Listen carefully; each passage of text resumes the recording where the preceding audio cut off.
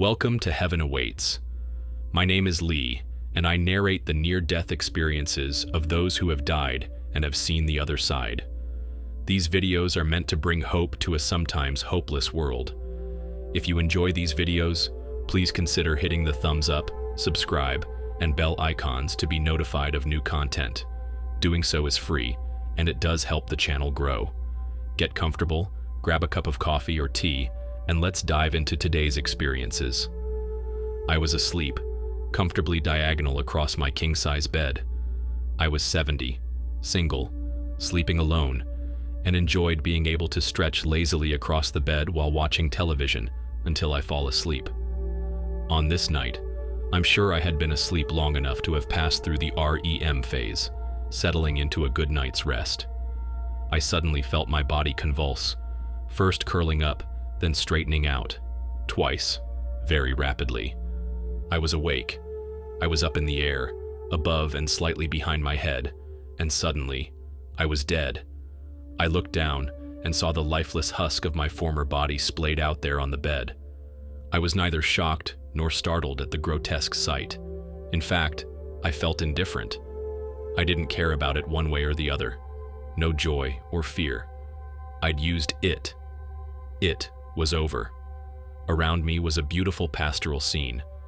I was overcome with intense feelings of love, peace, forgiveness, and acceptance. The very essence of the place was immediately upon me with abundant welcoming and joy. Then I remembered where I was. This is the place I was before I was born. Oh my God, I was back home. I was dead, but I was still very much alive. It was me, Cheryln, the same as I was a minute ago. Not only alive, but happy. I felt great, and my vision was 20/20 or better, very clear for the first time in years. I thought that I was still in my room, but a scenario surrounded me.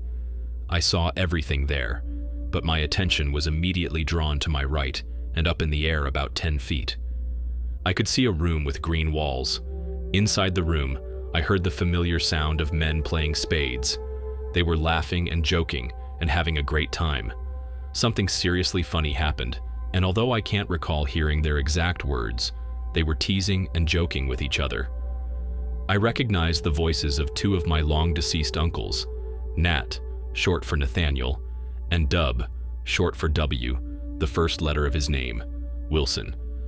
When I was a child, there existed no human beings funnier than Uncle Nat and Uncle Dub. To be in their presence was a guarantee that you'd be in stitches, laughing long after they'd left. They brought such joy to my childhood. Standing next to the card table and clearly part of the group was another man. He looked similar to photos we've seen of Albert Einstein, but it wasn't Einstein. At least I don't think it was. I immediately remembered something, though. This same man was present right before I was born. I remember him being there. As my attention was turning to my left, I saw in front of me a great and beautiful meadow with trees and beautiful flowers. A little boy was there, going into the meadow. I couldn't see his face. There were mountains in the far distance. Further to my left was a tan-colored wall with a thick black zigzag line all the way across it. I understood without being told that if I crossed that line or passed through it, there would be no coming back. But my attention was still moving left, and I saw over my left shoulder an amazing sight. Hundreds upon hundreds of people, and more were coming, far in the distance beyond what I could see. Just people, shouting and cheering at me. They were so happy to see me. They were jumping and cheering, and they all loved me. Oh my God, they loved me so much. Simultaneously, because this all happened at the same time, I remembered the most amazing part. I was home. I remembered clearly that I was back where I belong. There's a certain way you feel at home. It's not the same feeling or awareness as here on Earth. It's super awareness of a sort, nearly impossible to describe. It's the best and most secure and loved feeling you've ever known, magnified and multiplied many, many times over. The joy and love are almost unbearable. It's far, far more intense than the most profound feeling I've ever known. It is a reality that is jarring in its very existence, and you belong there. Not only do you belong, you're part of it. Not only are you part of it, but you are also it. And it is you. At home, everyone has light-hearted fun. There is no feeling of anyone having problems, no drama. There are no issues. Joy, good humor, and love are in the air. There are parts of my experience that I've forgotten, similar to the way we forget our dreams, so my recollection of this part is not as clear. I was somehow transported to a place where I think I spoke to a council of sorts. We talked about whether I would return to Earth. I believe I requested to come back, and I believe my request was lovingly granted. I've forgotten parts of that segment. Suddenly I was back in my body, simultaneously sitting up, coughing, belching. Dying like that was a gentle thing, and natural, like blinking. I've fully accepted that death is going to happen. I have no fear of it. I very much look forward to it now that I know for a fact what awaits me, and what awaits all of us. That does it for our first experience of the evening. Moving on to our second experience. It was the 23rd of December, 1969. I was about 12 years old. I remember hearing my mother tell my father that he has to get me a haircut, despite at that time that it was in fashion to have long hair. My mother was very suspicious about this new fashion, as she did not like long hair on boys. My father told her okay, he was going to get me a haircut, so she would stop moaning about it. She knew that I didn't want to have a haircut, so she used my dad to enforce having a haircut, since he was a very strict father. The day after the 23rd of December, my dad took me to have a haircut. We went to the city, to a barber. My dad was busy talking with some friends of his. I was the first one who was on the chair to have a haircut. When I saw my dad busy talking with his friends, I told the barber not to cut my hair very short, only put some stuff on it so it would look different. A few minutes later, I was ready, and we went back home. When we reached home, my sister started teasing me again because I had to have a haircut, but I told her that I wasn't cut, it only had some gel put on it. She ran to my mom to tell her that I still had my hair long. When she came and took a closer look at my hair, Mum started up on my dad again. Dad had to do something to save his skin from Mum, so he told me to go to my room as a punishment and that I'd have to stay there until the next day, until he could get me to the barber again. I remember I wanted to get my hands on my sister. She came into my room to start teasing me again. In my room, there was a Christmas tree, and I was standing in front of it, looking at the lights going on and off. As soon as I saw my sister in my room, I unscrewed one of the lights and threw it in her direction. I was so depressed that night, I felt like I wanted to cry. I remember the next thing I did was to put my finger in the holder from where I had unscrewed the bulb. I remember the feeling of an electric shock. I was thrown away with the same power. Then I heard my sister shouting. I was near her trying to talk to her and tell her that everything was okay.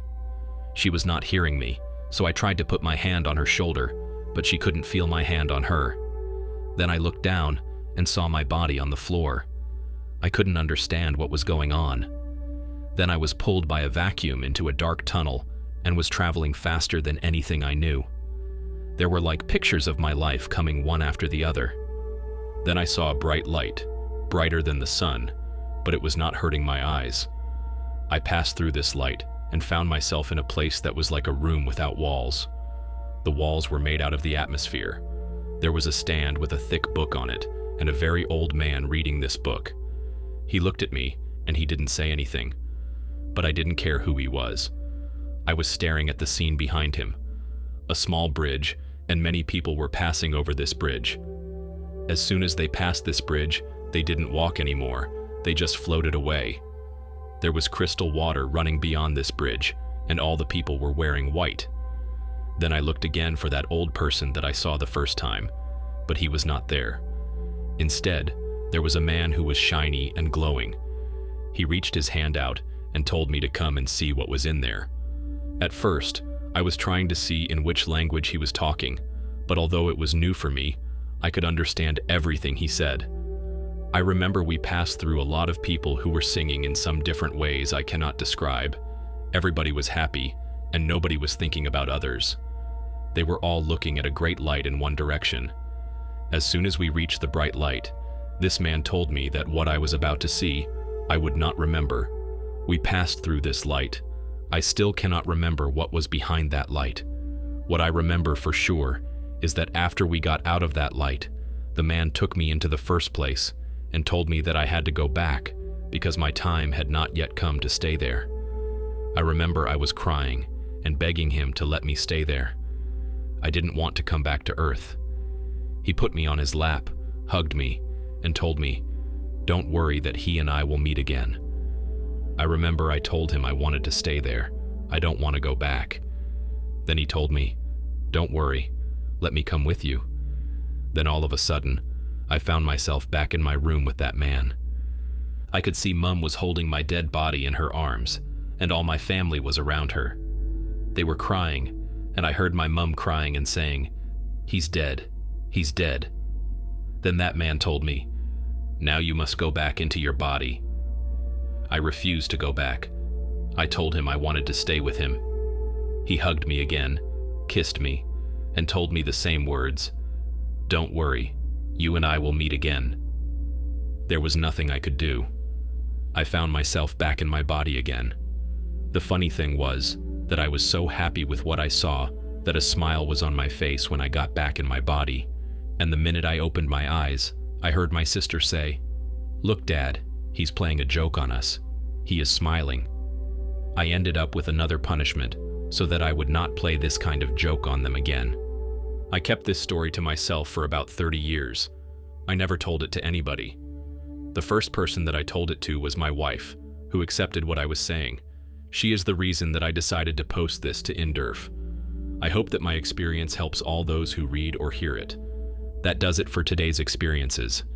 As always, let me know what you thought in the comment section below. Until next time, stay safe and continue to be blessed.